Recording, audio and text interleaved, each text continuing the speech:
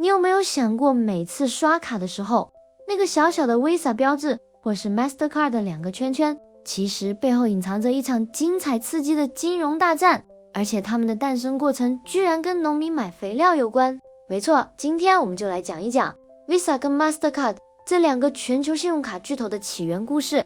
你一定听过他们，但你不一定真的认识他们。这个故事保证超乎你的想象。我们先从 Visa 讲起。在1950年代的美国，大部分人买东西还在用现金或支票，那时候没有 Apple Pay， 也没有无卡分期，甚至连信用卡这种东西都还很新。不过其实早在1950年，一家叫 Diners Club 的公司就推出了世界上第一张通用的千账卡，主打出门吃饭不用带钱，但它有一个硬伤，月底必须一次还清。直到1958年，真正的大魔王才出现，它允许你先欠着，分期慢慢还，这才是现代信用卡的雏形。而带来这场循环信用革命的，正是美国银行 Bank of America。到了1958年，美国银行突然想搞一个大计划，他们要推出一种可以全国通用的信用卡。他们当时的想法是，我们发一张卡直接寄给用户，先借钱后还款，一卡在手，全国通用，大家都开心。于是美国银行做了一件超疯狂的事，直接寄出了6万张未经申请的信用卡，送到加州弗雷斯诺市居民的信箱里。这一大胆的市场实验后来被称为弗雷斯诺投放测试。你一打开信箱，就莫名其妙多了一张可以刷钱的卡。这个计划叫做 Bank Americard， 也就是后来的 Fresno Drop 弗雷斯诺投放，是史上第一个大规模信用卡投放测试。一开始当然出了大事，因为寄送太随意，很多卡片直接被邮局的小偷拦截，甚至在黑市上兜售。芝加哥的黑帮甚至一度把盗刷信用卡当成了新兴产业。有报道指出，这次测试让美国银行直接损失了超过1500万美金，相当于现在的数亿美元。诈骗违约信用管理一片大混乱，但他们咬牙撑了下来，被逼着设计出了一套制度，包括风险评估、付款周期、信用评分。现在我们熟悉的信用卡机制，很多都是从那个时候亏出来的。但问题来了，美国银行不可能单靠自己就把这个系统推广到全美国，于是他们决定开放授权，允许其他银行也加入这个 Bank America 的联盟。然而当时的混乱程度远超你的想象，各地的银行为了抢地盘，互相不承认对方的账，整个系统濒临崩溃。就在这个生死存亡的关头，一个本来只是小主管的人物站了出来，他叫 D Hawk 第一霍克，这也是 Visa 历史上最传奇的一刻。D Hawk 召集了这群为了利益吵得不可开交的银行家，把他们关在一个房间里，开了几天几夜的会。他提出了一个当时没人听过的概念 Chaotic 混序组织，意思是我们在竞争的同时必须合作。他说服了银行放弃一部分主权，共同组成一个不属于任何单一银行的非盈利联盟。如果不是 D Hawk 当时的这个天才架构，今天的 Visa 可能早就死在1960年代的混乱里了。到了1970年，这个项目正式独立，隔年也就是1971年，他们成立了 National Bank Americard Inc。 不过你也知道 Bank America 的这个名字讲起来又长又复杂，而且带有美国银行色彩，其他银行用起来也尴尬，所以在1976年，这个系统正式改名为 Visa。 为啥叫 Visa？ 创办人觉得这个字发音简单国际化，而且大家看到 Visa 就会想到通行证，有一种世界各地都能刷的感觉。从此以后 Visa 就开始展开全球扩张。你看，现在全球超过200个国家和地区可以刷 Visa， 它变成了世界最大的电子支付网络之一。不过 Visa 的成功也刺激了竞争者的出现，这时候 Mastercard 登场了。 Mastercard 的起源比 Visa 稍晚一点，它的故事要从1966年说起。当时美国有一群地方性银行看到美国银行搞 Bank Americard 搞得风生水起，心里当然不甘示弱，于是有17家银行跳出来说，我们也要搞一张自己的卡。他们成立了一个联盟，叫 Interbank Card Association， 简称 ICA。 他们推出的卡最早叫做 Master Charge， 这个 Master Charge 一开始搞得有点土土的，但很快就走上正轨。他们不像 Visa 那样靠一家银行带头，而是强调平等合作，所有参与银行都有投票权。说白了， Visa 是大哥带小弟， Mastercard 则是兄弟一起搞大事。而且 Mastercard 从一开始就盯着国际市场。1970年代，他们就开始拓展到加拿大、墨西哥、欧洲等地。而在1979年 ，MasterCharge 也正式改名为 Mastercard。除了想进军国际市场，也有传言说 Mastercharge 听起来太像 Master Surcharge 加收费用，给人一种一直要付钱的压力，所以改成 Mastercard， 听起来更像一种身份的象征。于是从1970年代末期开始， Visa 跟 Mastercard 就正式展开了全球支付霸权的对决。这场对决在1980年代达到了最高潮，而且手段非常凶残。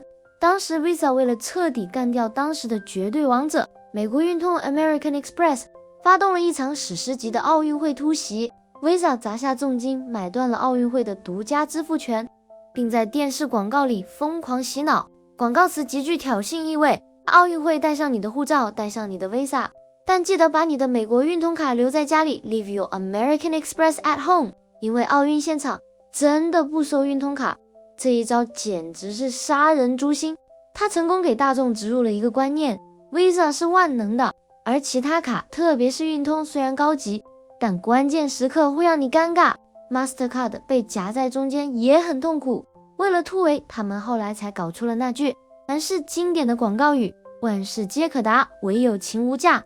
这不仅是广告战，更是人类消费心理学的巅峰对决。当然在发展过程中，这两个公司也不是没有挫折。 Mastercard 在1990年代曾经严重落后 Visa 一大截，连市占率都快被甩开，但他们靠着技术投资才慢慢追上。为了追上 Visa 的技术优势， Mastercard 找上 IBM 合作开发 INAS 系统，这是一个早期的交易处理和欺诈侦测平台，这也是 Mastercard 第一次投入真正的金融科技基础建设，从单纯的卡组织转型成技术平台提供者。除了后台系统的比拼，他们在卡片物理防伪上也打了一架。老一辈的人可能记得80年代以前的信用卡很容易被伪造，拿个熨斗甚至就能烫平重印。于是 Visa 在1984年率先在卡面上引入了那只闪闪发光的鸽子全息图 Hologram， 这在当时可是高科技，大大增加了伪造难度。 Mastercard 不甘示弱，随后也把2个地球的交叠图案做成了防伪标。这只鸽子和那2个地球在很长一段时间里成了人类钱包里最显眼的科技图腾。两家公司还有一个共通点，原本都是银行控股的联盟，但后来都民营化上市了。 Mastercard 在2006年率先上市， Visa 则在2008年金融海啸最恐慌的时候上市，结果反而大获成功，证明了大家多看好电子支付。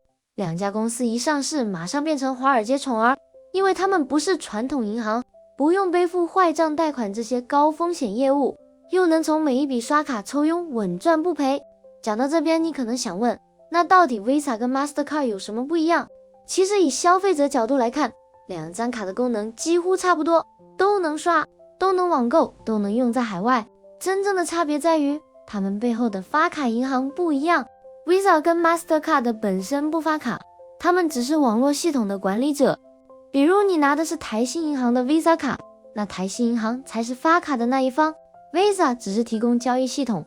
换句话说，你在刷卡的时候，其实是银行和商家的钱在动， Visa 和 Mastercard 只是当传讯兵，让交易顺利完成，确保安全处理认证，收点手续费。所以你也会看到同一家银行可能会同时发 Visa 卡也发 Mastercard 卡，完全取决于银行的策略。那问题又来了，他们到底靠什么赚钱？答案是手续费。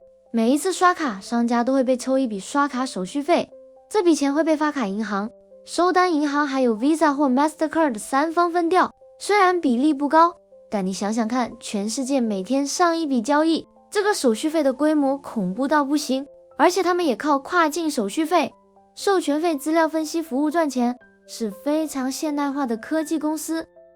不过这个模式也让他们惹上了麻烦。2000年代 Visa 和 Mastercard 被数千家美国零售商集体告上法院，指控他们联手操控手续费，设置排他条款。这个案子打了10年，最后在2012年以高达 72.5 亿美元的和解金收场，是当时美国史上最大规模的反垄断诉讼之一。这场风波也让大家意识到， Visa 和 Mastercard 从来不只是信用卡公司，它们更像是全球支付的基础设施，从你刷卡的那一秒到商家收到款项，中间经过的消费认证、额度确认、欺诈侦测、跨境结算，通通是他们搞定的。也就是说，他们不是赚你借钱的利息，而是靠技术速度、安全网络规模来赚钱。而正因为如此，他们超早就开始投入科技。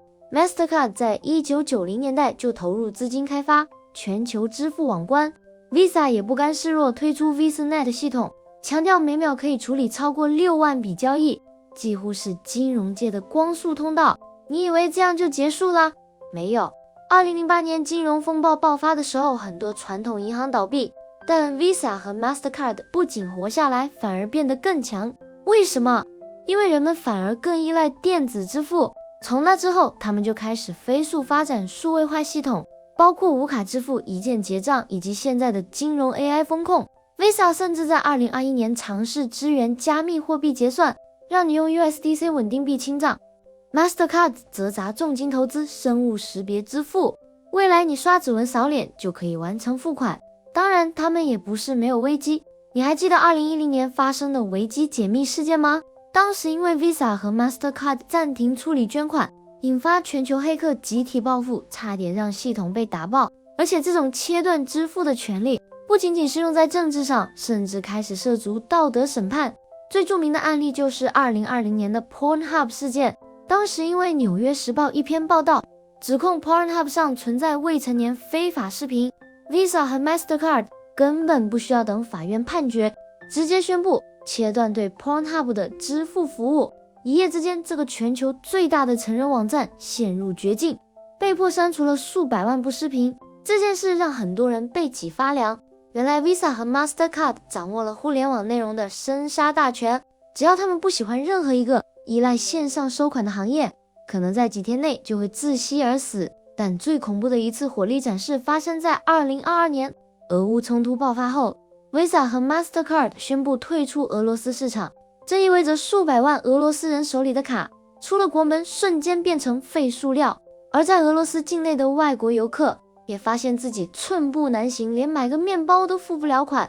虽然俄罗斯有自己的支付系统 Mir， 但在 Visa 和 Mastercard 撤离的那一刻，大家才深刻意识到，这两个看似中立的商业品牌，其实是当今世界地缘政治中威力堪比核武器的金融开关。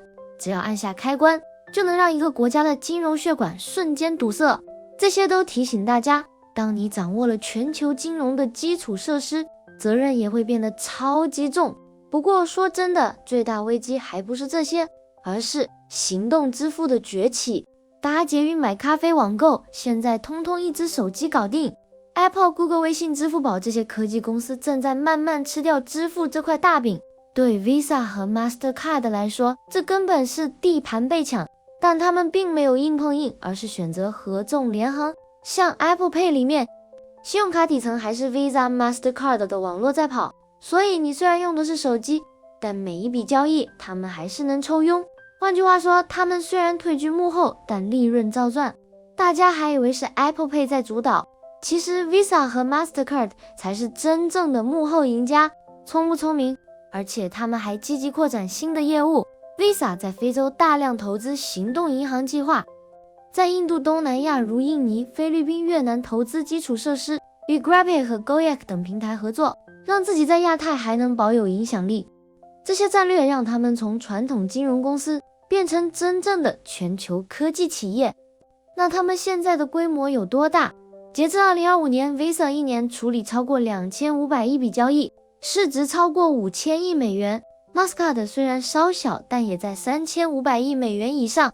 两家公司都是标准的现金奶牛，营收稳定，毛利率高，几乎无债务，股价一路涨。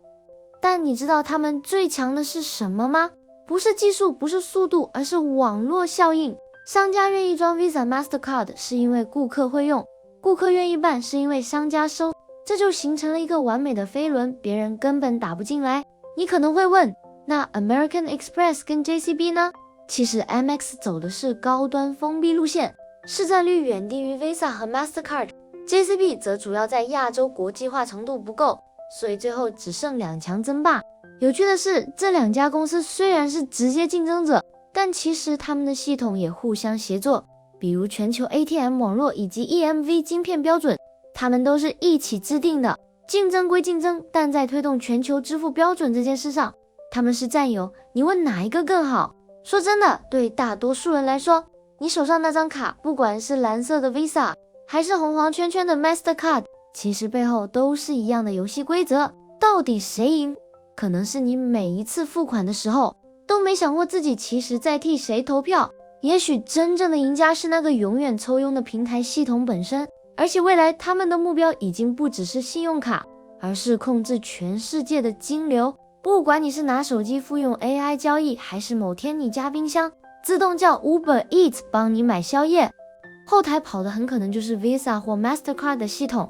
他们要做的是让钱在全球流动的更快、更安全、更智慧，而这一切其实已经在发生了。Mastercard 今年甚至开始强调 ESG 概念，推出碳足迹卡片。当你消费超出预设的碳预算，卡片就会限制使用。这种概念听起来很未来，但已经在北欧试点。这就是 Visa 和 Mastercard 这两个品牌的完整故事。从一张记错城市的信用卡到全球交易平台的霸主，他们不只是金融公司的传奇，更是科技演化的见证。你今天刷卡的时候，也许只是想买杯奶茶，但别忘了，你手上那张卡，其实背后正在上演一场全球最精彩的支付战争。我们下集见。